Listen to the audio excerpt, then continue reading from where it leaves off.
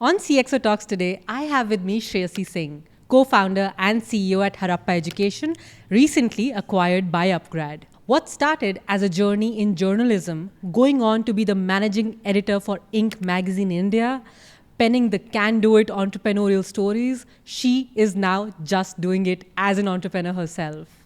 What intrigues me is how learning consistently has played an integral role in her life and helped her thrive. And what skills did Shreyasi build in the process? Let's hear what this CXO talks. Hi, Shreyasi. Super duper welcome to the episode of CXO Talks. I'm super happy to have you here. And what entices me about this conversation is that you, of course, had a very fresh deal with Upgrad, and that's exciting about Harappa Education. And I'm sure there's a lot happening, and you've taken out time despite that. So thank you so much. Really grateful for you taking this time out for CXO Talks. Thank you for asking me. Very excited to have this conversation. Looking forward to the next half an hour, 45 minutes that we'll spend together. Yes. So, I know that you've been a person who was covering stories of entrepreneurs while you were at Inc. And from somebody who was covering the can-do stories and the can-do entrepreneurs to being somebody who's now just doing it. How did you transition from there, from journalism into entrepreneurship, and how has the experience been for you? So I think I do confuse a lot of people for the really unlikely and kind of unexplained, inexplicable, professional journey that I've had. I think people are sort of, I can see it sometimes in their eyes that they look at me and like, how is she doing this? Because I keep saying that I'm a non-techie, non-MBA founder CEO of a tech company. And, how did that happen? It was such an unlikely journey and you've pointed that out as well. I actually really think that I would not be here if I was not editor of Inc. That's 4 years of being an editor of Inc., which is the entrepreneurship magazine, that I was heralding, as well as writing about entrepreneurship, or the journalism career in entrepreneurship had not happened. And I say that for two or three reasons. One, that at some point, by the end of that stint of 6, 7, 8 years of, being a journalist and following entrepreneurship, you tell yourself that stop living vicariously, right? Like stop telling other people's stories. You need to create your own story. And so I think that became very, very, very, very apparent to me that I didn't just want to be a storyteller of other people's stories, but I think I wanted to create my own story as well, right? Second was also the inspiration and the resolve and the confidence you get when you meet so many entrepreneurs, and even the super successful ones. And entrepreneurs are interesting as a species of human beings because they have a special kind of conviction and passion that obviously is very impressive. And you feel like, hey, I wish I could feel this passionate about my work. It's a privilege to feel that passionate about your work, right? And but second, in some way, they're also just regular professionals, ordinary people who are trying to do extraordinary things, whether they achieve it or not. And I would look at a lot of those people who I was meeting and say, of course you're very smart, but maybe I could do this too. So I think the fact that they were ordinary people who had crafted extraordinary journeys, or very impressive companies, gave me a lot of confidence to believe that maybe I could too, right? And the third thing is that often I struggle to explain to people is, in my mind at least, and maybe it's much more natural in my mind, and others don't see it. Even as a creator's urge is a very universal sort of, I feel like, a human emotion, right? Like you want to create something that the world will access, appreciate, especially if you're a builder, creator, writer, artist of any kind. It's that same human emotion, the need to create. Like you're sitting here creating an episode which hopefully somebody will stumble upon even 3 years later, right? Beyond you and me and this 1 hour that we spend together. And I think if you have that spirit, I feel like writing a story, or bringing out a magazine, writing a book, which is also what I've done, right?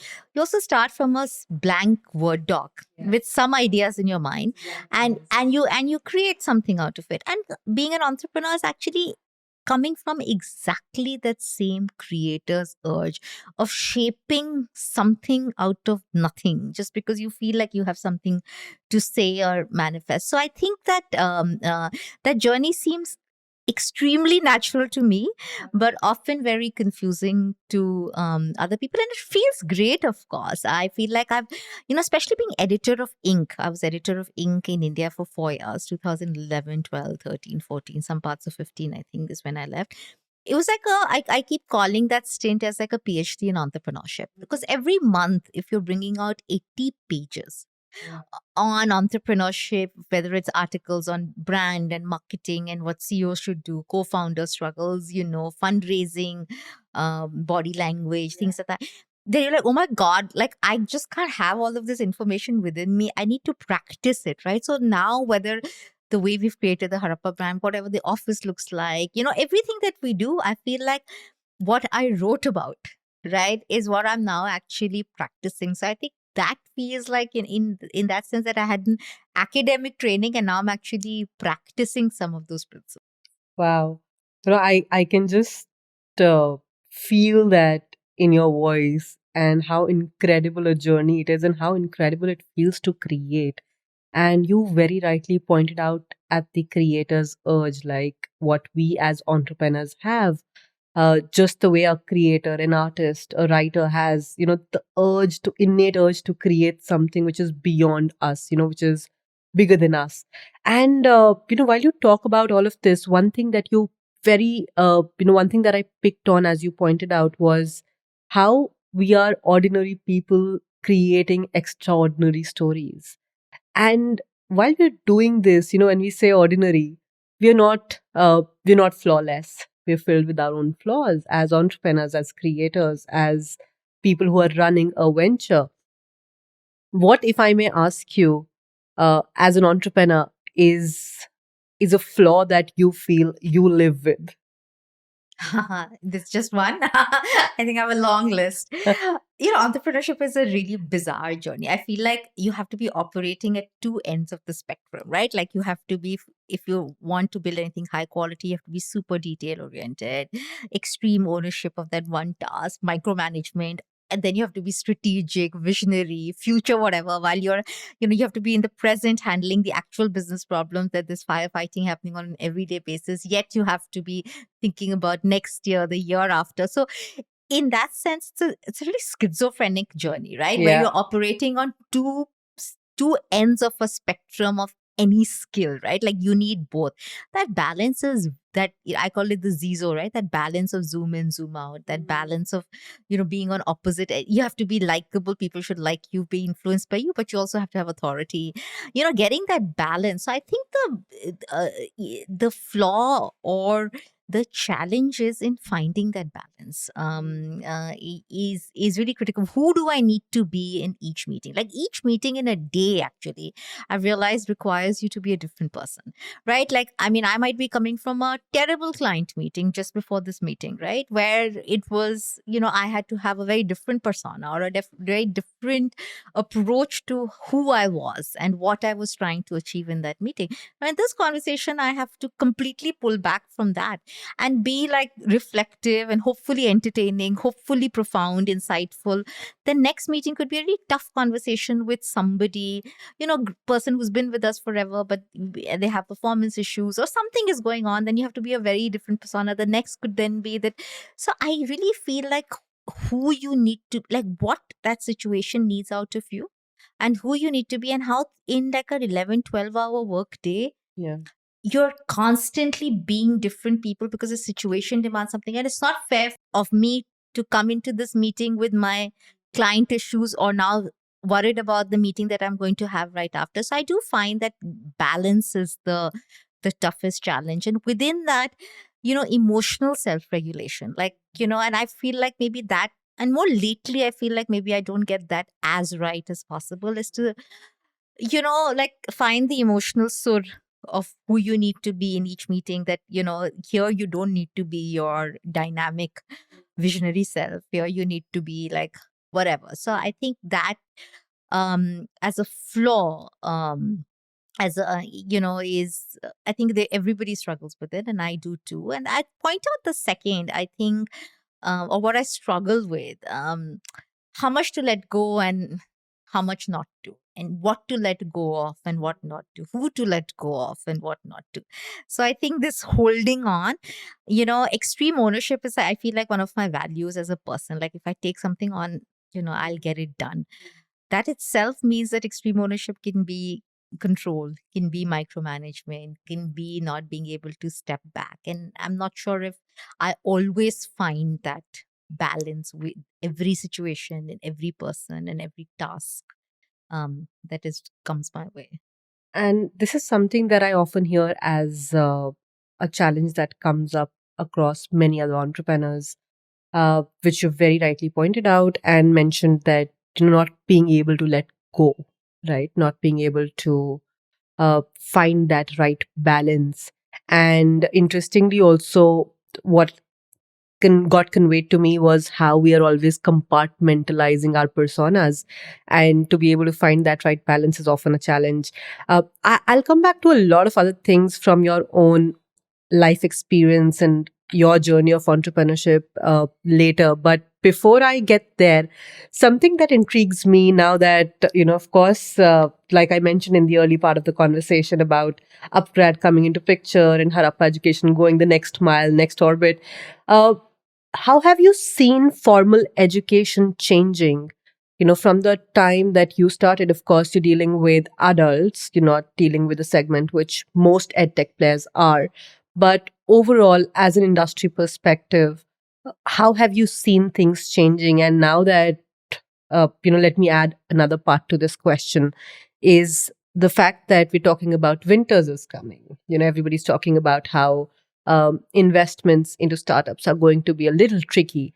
So a lot of people who will be listening to this conversation would be entrepreneurs, would be CXOs who are possibly in this domain, who are in the edtech space or wanting to transition there, or look at that as a possibility. What are some insights that you would want to pass forward to them?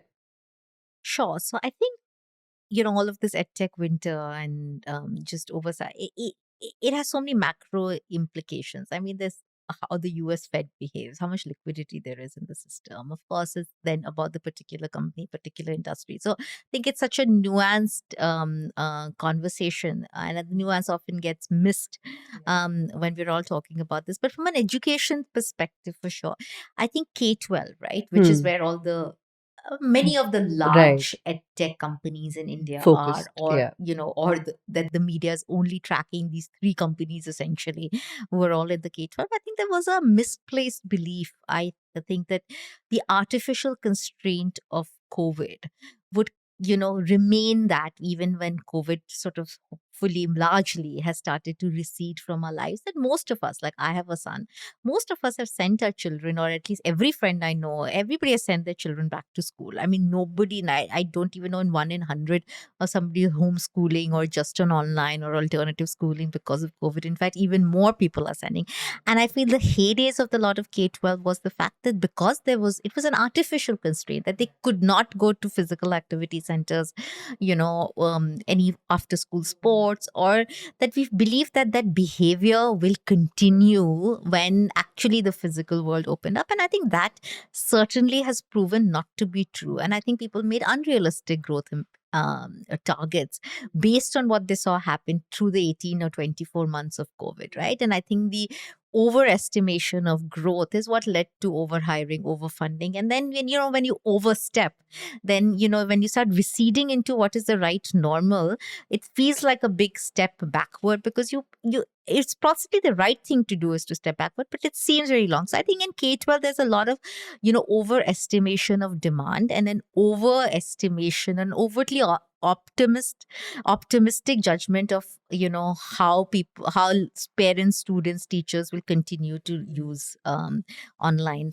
right? So I think K-12, that's what happened.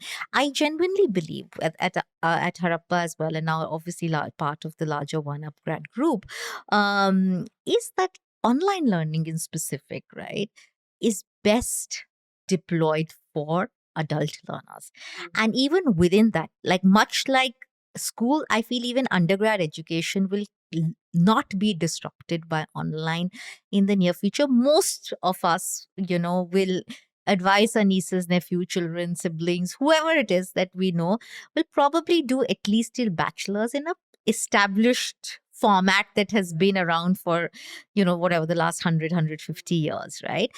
But I think after you do your bachelor's and your 40, 50 years of your life as a functioning adult and a professional who's trying to who's trying to live interesting career journeys like we're living, right? I feel like the real power and the real power of online and benefit of online learning is for working professionals. And which is why, and we always believe that, right? Because, I need to learn so many things as a CEO, right? As a working mother and as a busy founder, there's no way I can leave everything to go and do courses and programs anywhere else. Like I told Yeah. you, everything I've learned through podcasts in the last Wow. 3 years, Yeah. whether it's UI, UX, whether it's designing performance incentive schemes. And similarly, in some things I've taken courses, right? Uh-huh. To be able to do that. So I think for professional, I'm really hugely optimistic on the power of online learning for adult professionals. I think that is the best use case. And I think we'll see a lot of growth and much more sustainable, healthy, good growth and great impact for learners in this space. So if any edtech founders who are listening to me and listening to our conversation, if they're in the professional learning space, I think they've chosen the right space to be a part of. And I think that's exactly what Upgrad believes as well. And I think this, we're trying to build an 18 to 55 integrated sort of offering, is to say, hey, what would you like? What are you looking to do at 21? What are you looking to do at 30? What are you looking to do at 40, right? Are just so different. There's no one college or university that can in any meaningful way for all kinds of professionals and all kinds of professional journeys that happen now address all your learning needs. So I think a really integrated platform which is study abroad, which has cognitive and social and behavioral skills like Harappa, which has which has technical and functional skills like data science, digital marketing. That is the reality of what a learner looks for, and that's what online learning companies will have to respond to.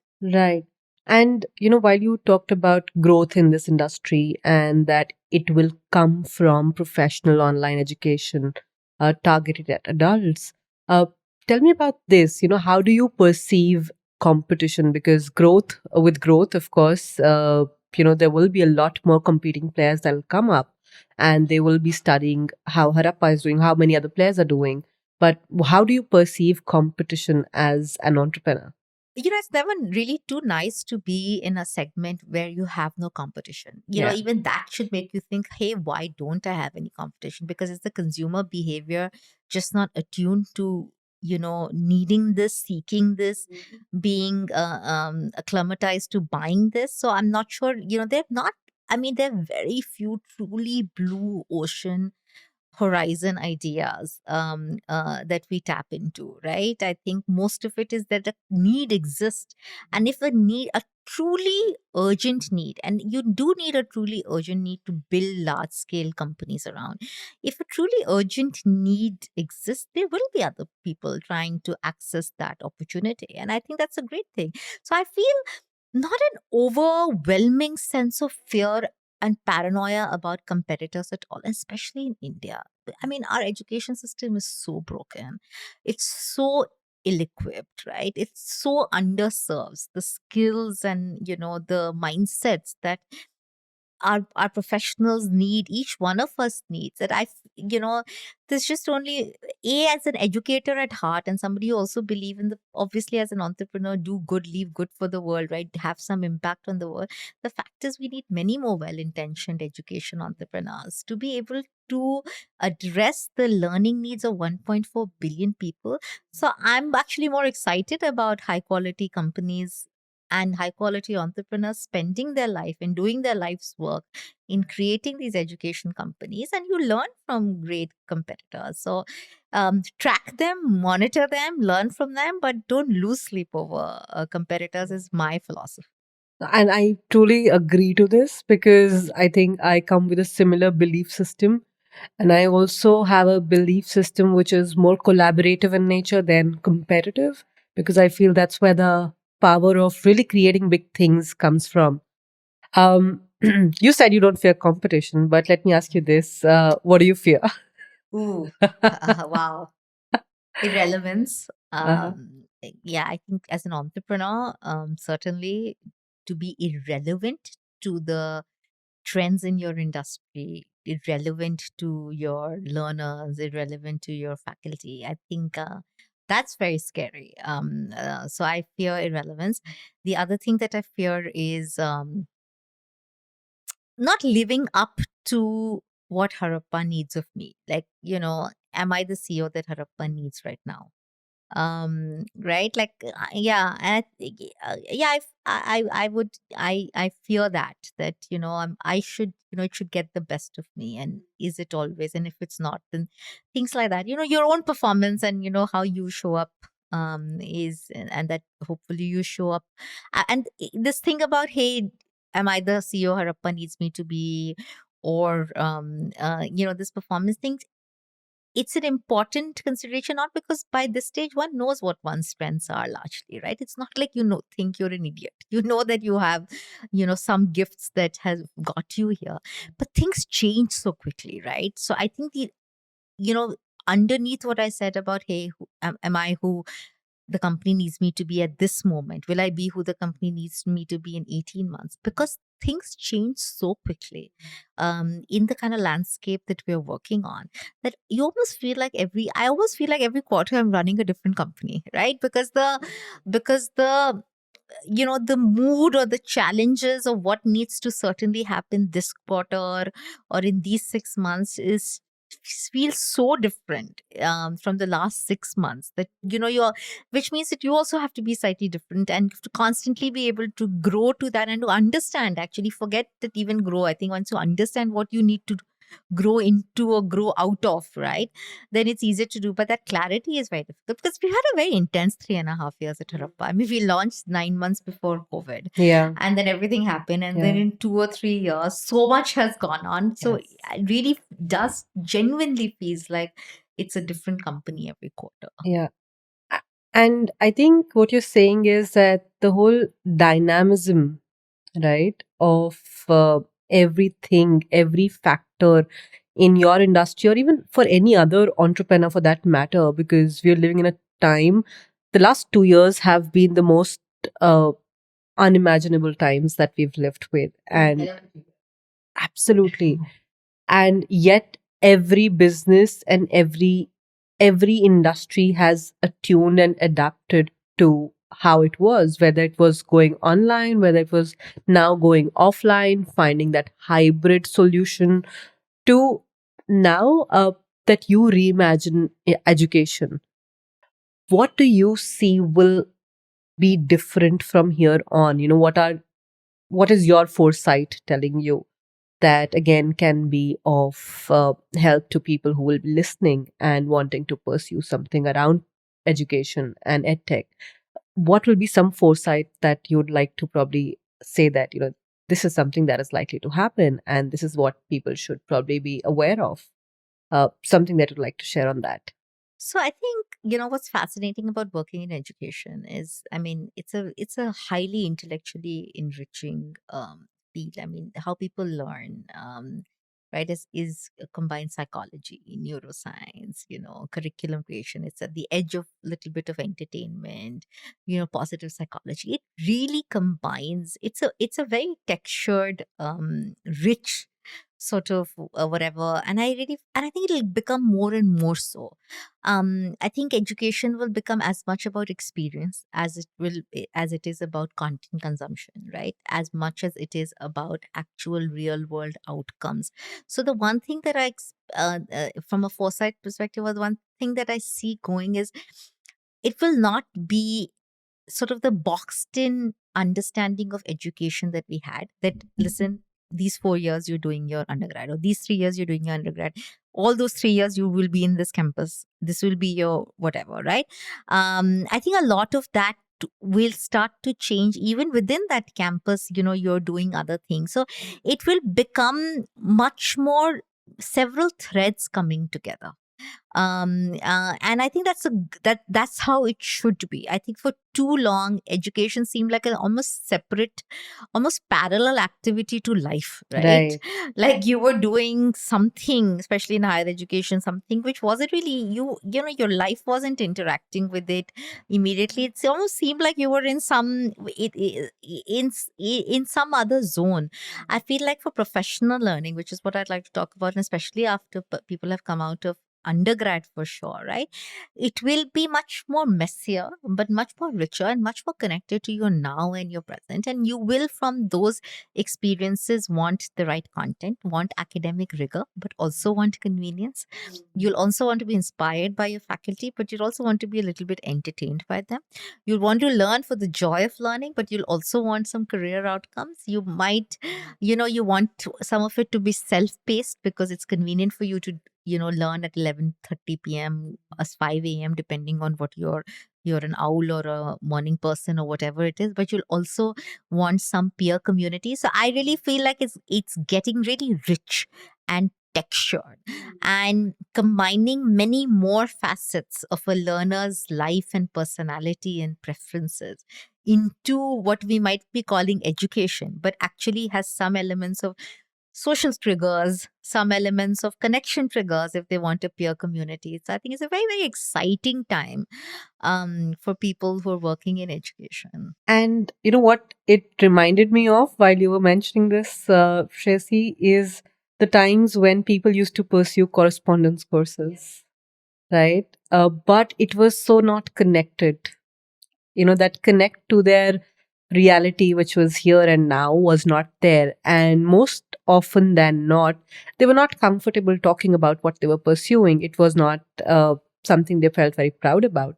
But now, when you're making this very relevant for them, and I know that for a fact that you focused heavily on, you talk about the 5 habits and 25 skills, right? That coming into picture for adults and for professional learning, I think is something that empowers them.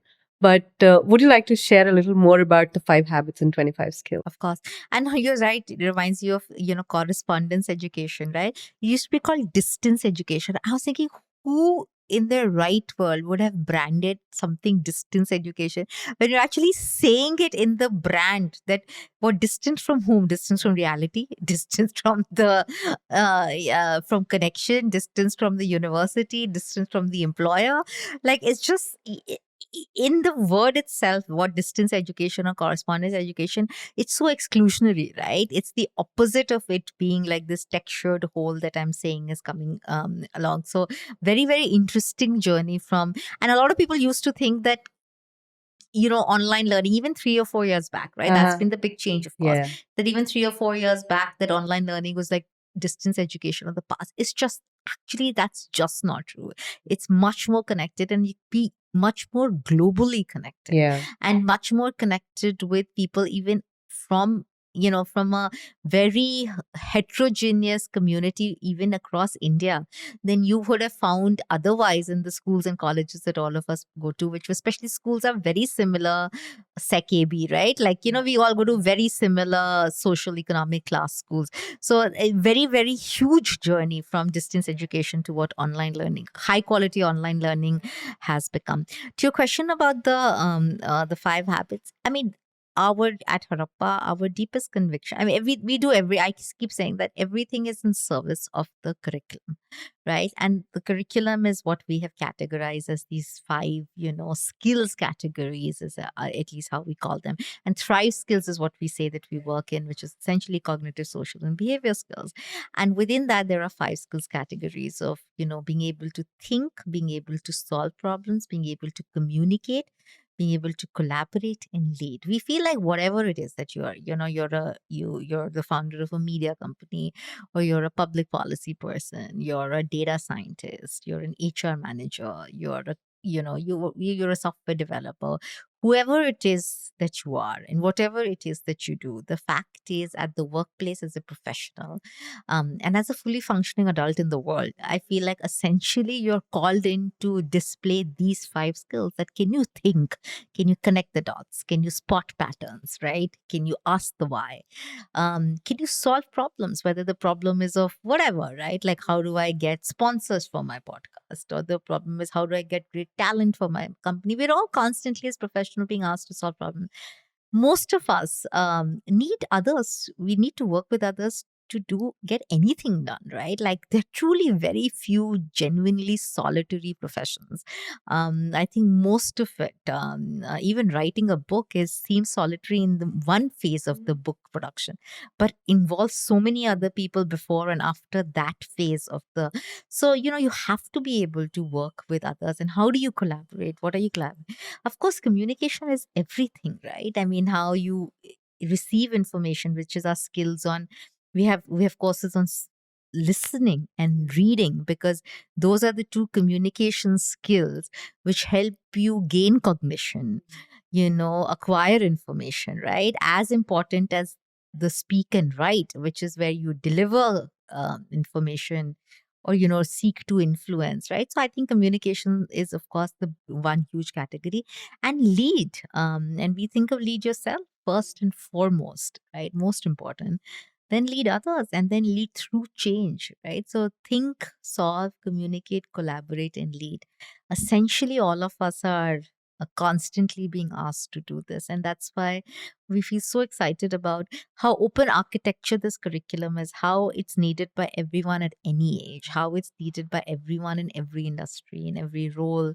None of those are, nobody is excluded from needing these skills or finding value in these skills. And while you are of course, through all the curriculum, you're helping people think, solve, communicate, collaborate, and lead. What I would love to know is now about you as an entrepreneur.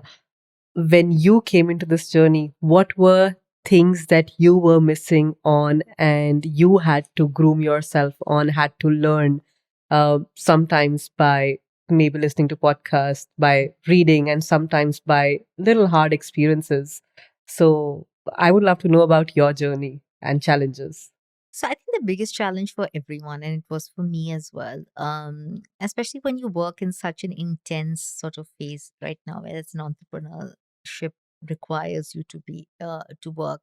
You really need to. I keep saying you really need to deepen your why. You need to know for yourself whether you're successful or not. I mean, none of us can guarantee success for a startup, right? I mean, like, one is super lucky that one has got here in 3.5, 4 years, right, and has been able to do this. But no, you didn't know that 4 years back, right? You never know. You can't know, right? But I think the first biggest challenge was knowing that I want to do this and being realistic about what it will take out of me to really give this the shot that it deserves, right? And third is um that what it will take out for me, there will be trade-offs on your personal life, on many other things. Are you willing to make that trade-off for that phase? Not forever, hopefully one lives till 85, but in 5, 7, 8 years, if you're trying to build this, are you willing to make that trade-off? So I think from the lead category, leading yourself, which means knowing yourself, really, right? And I keep saying that you can fool the world most of the time, but you can't really fool yourself, and shouldn't want to fool yourself. So I think that was the first biggest challenge in the first 6 months, to really know that I want to do this, to really be honest with what it will take, and then to really decide, right? That yes, whatever it takes, I'm willing to pay the price, because everything comes at a price, right? But is is the reward, and that's not just monetary, meaningful enough for me to pay the price? I think a lot of that was that's not easy to do, right? I think the second challenge is around, I keep saying, if you come out of entrepreneurship not losing your inherent belief in people, it's a victory. Because people will disappoint you, right? People you really enable, bet on, whatever will disappoint you. Clients will disappoint you. Yeah, you'll disappoint people also, right? There is a lot of, and I'm an optimist by default, and also preference, I think now. And I like people also by default, right? Like I first like you till I feel like I have reason not to, right? But when you're an entrepreneur and building a company, when it comes to teams, things like that, that belief does get uh, challenged. Sometimes you do feel really let down by people or unfairly treated and things. And how do you continue to not get bitter and not take the scars and the wounds of some of those relationships to the future people relationships that you have, and if you don't close yourself completely to any magic with people happening, is a that first it takes a while for you to grow into that that employer as well, who doesn't get so upset, right? Who can it doesn't take everything so personally that if somebody leaves it's just because they must hate me. No, they have choices, right? They want to take their career or their life in a certain way. It's not always about you or your company and things like that. So I think um having a having good relationships, that's really challenging to do because you're constantly coaching yourself not to get too attached, right? But if you don't get too attached, it's too transactional, and that's not your that's certainly not my default style. So that's constantly a challenge to strike. People are the biggest thing you need to be able to do as especially as a company becomes larger. Absolutely. And, while I, as an entrepreneur, run my venture, the first time we had one of our first team members quitting, it felt hard. Yeah, like nobody will tell CEO will tell you, but sometimes you can like just feel like really bummed out and want to like I'm like, actually I'm sure they don't think I'm so upset Yeah. at something like this, but yeah, it's true, it's tough. Letting go is, of course, tough. And then, like you rightly said, coaching yourself, I think, leading yourself, right? To a point where you coach yourself that, okay, it's not personal. They have their own reasons. And even from the perspective of trusting people and having that optimistic mindset, I think that's very important to steer the ship ahead, because the ride can be tough anytime. I want to know this. I know that you have a co-founder in Pramat Sinha and somebody who's himself a serial entrepreneur who's done many things. I have a question that, a lot of entrepreneurs that I connect with, especially young entrepreneurs, they find it challenging to find a co-founder. And here you have somebody who's way ahead of you in the journey from an experience perspective, who you have collaborated with, who I know you've worked with in the past as well. So there's of course a certain synergy. But how has the journey been from the whole co-founder dynamics perspective, and what is it that other entrepreneurs can learn from that? So while if you do have a co-founder and while you're building the business together, and hopefully it's for many years, you have to understand that one of the most important relationships in your life, right? It's like beyond your close family. From a work perspective, it becomes obviously your closest relationship. Close relationships, whether it's a marriage, whether it's parents, whether it's children, siblings, all go through their seasons, right? And all need attention and care and commitment. And I think that you really need to care about this relationship, which is my first tip is that it's important to like the person as a friend. In the case of Pramath and me, because we've known each other for 10, 11 years before that, I think that a genuine respect and a genuine fondness for each other, right? As people, of course, as he used to be my boss when I was editor of Ink. He was the publisher. So, but we'd move beyond that relationship to have genuine respect for each other, of course, and as human beings. Not, I mean, Pramath is obviously this legendary pioneering educationist. What I mean is like as a human being, as a person, right? That you have respect for them and that you're fond of them, that you want to spend time with them because you'll have to spend a lot of time with this person. So I think it's very tough tough to establish that for people who are starting to look like. I'm constantly surprised when, like these education, these entrepreneurship forums and incubators have these find your co-founder speed date, and and how do I'm like, oh my God, like I just find it really scary. Like, how do you even, it's like to me, like how arranged marriages also actually used to work. It's because it's such an immersive journey that you're going on. If you don't know someone, in our case, of course, we knew, and it was a very deliberate decision to come together. The second thing is because it's such an important, you have to get very comfortable very fast to have very uncomfortable conversations, right? And because it does, you make big decisions together, whether it's, the investors you get on board, or some of the recent decisions that we made about, you might disagree on really, on lots of things, on strategy, from brand color to, from seemingly small things that one of you will care about irrationally to very large life-changing decisions, right? And you cannot do that without, you cannot do that if you're not able to have genuinely honest conversations, right?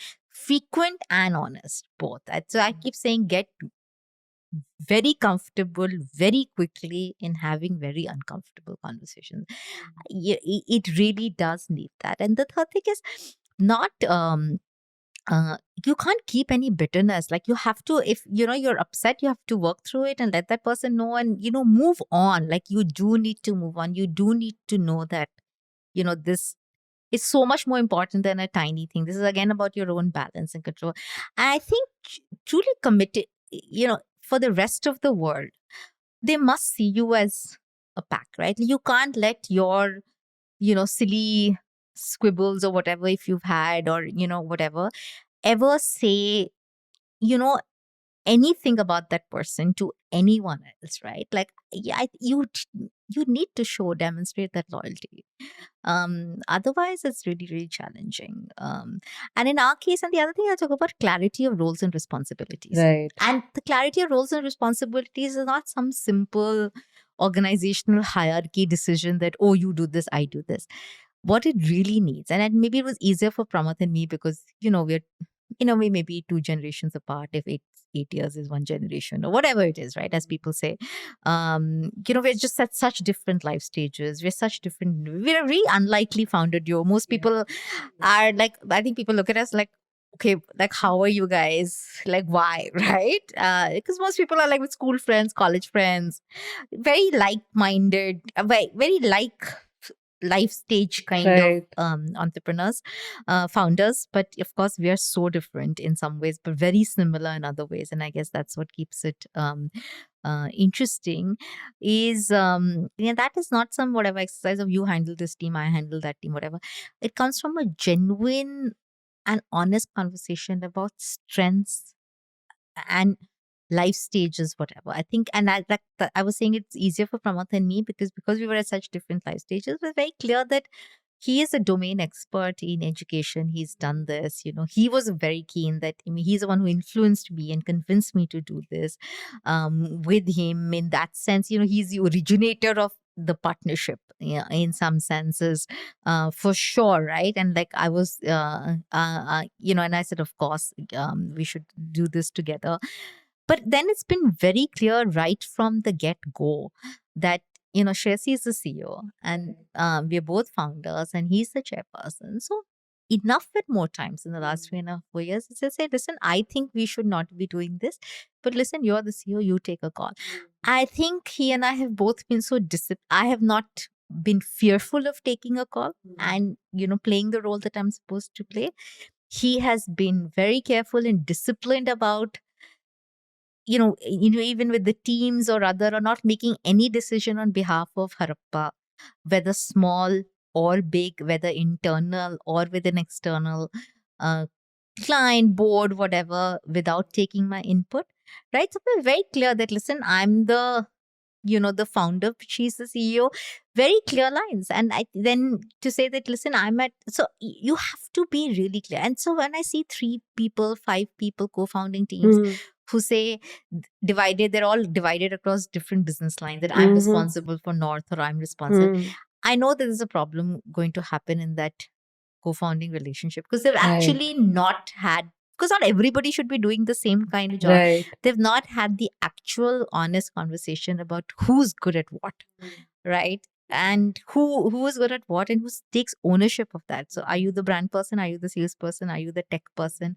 That comes from, again, this honesty. And I think we have been really, good about that. I think we've been clear about what role are we playing in Harappa's growth, right? And I think we've kept each other honest to that, and we've been very strong custodians of making sure we do whatever it is to enable the other person to play the role that we have decided that we'll play. So I think that's been yeah, I think that clarity is, that's hard one. We're not like 25-year-old founders, so it's easy to it's easy to do some of this. It's tough. I Yeah. can imagine it's so easy to fight with your co-founder. I can imagine it Yeah. happening all the time. And I think because you have, you have that relationship before of working with each other.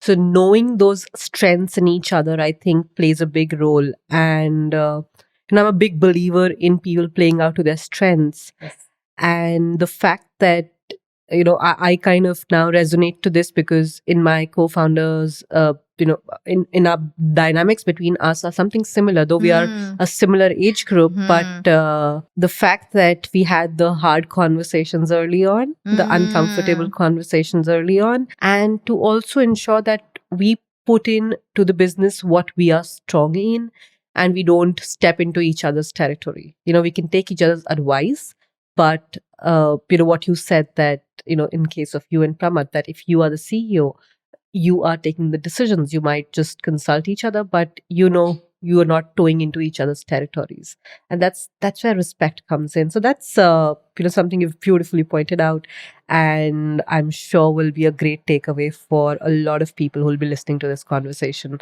I want to now move to the last segment of this conversation, and there are two parts to this. One is, of course, me asking you a question that the last CXO left for you, which is a part of our show ritual, and then you passing on a question to the next CXO. Before that, I want to quickly know, what are your CXO rituals that you follow to keep yourself sane in the insane world of making decisions that you do, and then we'll move on to that segment. So one CXO ritual is a podcast a day, right? Like an apple a day for many people. For Wow. me, it's a podcast a day on most days. The second is a lot around sort of physical fitness and being good to myself. So you do need to understand, you need to decompress. So whatever is your thing, you like running, you like online shopping, you like getting up, like going to the salon, you like doing, going out with friends to get a drink, you like cycling, you want to be alone, you want to spend time. I feel like you have to know what brings you joy and take charge of that and ensure you do that at the right frequency. And I think people don't understand enough how much this game of mental stamina is also about physical strength and stamina, right? To be mentally alert and sitting for 10, 12 hours. So I think, I'm very careful about my physical health and what I eat, just so, to have the energy for sure. I think one of the best things I did, and I have to give Pramad credit for making me do this, I think, is my assistant Lillian, who, we got 3 years back. And I think if you can get a great assistant, be very protective about your time and not try and do the, if you can get a Grunt great, work. again, very tough to find, and not every early entrepreneur will be able to afford it. I understand it. But whenever you get the chance, do it. Organize. I think if you do organize yourself, you feel like, you are able to create time, and the people around you who are trying to create time. So anybody around you who's trying to create time for you is a very valuable asset, because really what is in question here is your time and energy, right? So like I said, for the earlier two things is whatever you can do to manage your energy and make it more, and whatever you can do to feel like you've created more time is my CX. I'm constantly trying to say, hey, what will give me more energy and what will create more time for me? Because you mentioned you listen to a podcast every day. What are some podcasts that you listen to that you'd love to recommend? So I have some favorites. I think my favorites over the last 3 to 5 years have been The Knowledge Project. by Uh-huh. Shane Parrish. I think it was a podcast that he had done, and I still remember. I think December, mid 2017 is I think when Yeah. I got hooked onto podcasts, with Naval Ravikant. It was the first one, which I think I was just like, oh my god, like this is just amazing. So, you know, I think Knowledge Project was my initiation into sort of podcast as a habit. I Uh-huh. would still listen, but that one, Tim Ferriss, and Of especially the Jane course. Goodall episode Yeah. on Tim Ferriss is beautiful. Uh-huh. Is really, really great. So I think those two I listen to the most often. Then the other three or four that I listen to fairly often, but not always, like not every episode, like I do with these two, is recently I've come across People I Mostly Admire. Is this, one of the co-authors of the book Freakonomics, Stephen Levitt. Very interesting mix of a very interesting mix of guests he brings on. So really written. So I used to love this podcast. And I think they've discontinued it after a couple of seasons. Great Women of Business for obvious reasons from an so you know what Diane Von Furstenberg or Coco Chanel or Martha Stewart, Julia Child, like really fascinating stories of some of the world's most interesting, fascinating women entrepreneurs. I think of that one I've listened to every episode on. Coaching for Leaders, like a coaching podcast, which little things about how to manage people, things like that. So I think these are some of my favorite. Yeah, and the first one is my favorite too because these are people who like great thinkers, the Knowledge Project. Yes. So the fact that Shane Parrish, Naval Ravikant, both of them are like Naval Ravikant, of course, was the episode that you're talking about, but these people are people that I admire for the fact that they talk about mental models, thinking toolkits. And that's phenomenal. Thank you for those recommendations. Moving on to the last segment, which is the question that I have from the last CXO, which was Aditi Bhutia Madan, who's the co-founder and CEO who's a co-founder for Blue Pine Foods, and also was the first first episode Shark Tank investee. She got investments from the sharks on Shark Tank, and she has a question for you. The question is that are you building a venture for legacy? If so, why? If not, why not? Wow, that's deep. Oh my gosh. Well, I'm not building a venture for personal legacy. I think there are many kinds of legacy, right? So certainly not for personal legacy. No, I think I I think the venture is beyond me now already, and I think education ventures certainly should be. So no, and if not, why not? And why not? Just because I feel like it has to mean something beyond me. I'm okay to have been forgotten. It's I'm okay. I mean, God, in Europe, people have fought for the right to be forgotten on social media. I'm okay to be forgotten, um, as long as the company or even not the company, the idea that essentially the core idea that one believes in as a founder and is trying to manifest with the company, that core idea finds resonance. So in our case, it would be people's belief in committing to learning cognitive, social, and behavioral skills. I think if that is the legacy, it doesn't matter for most people. Why should they care whether Shreyasi did it or someone else did it, right? I think it's that the message reaches and that message becomes more important. So I think for that. Yeah. Oh, that's interesting. That's an interesting perspective.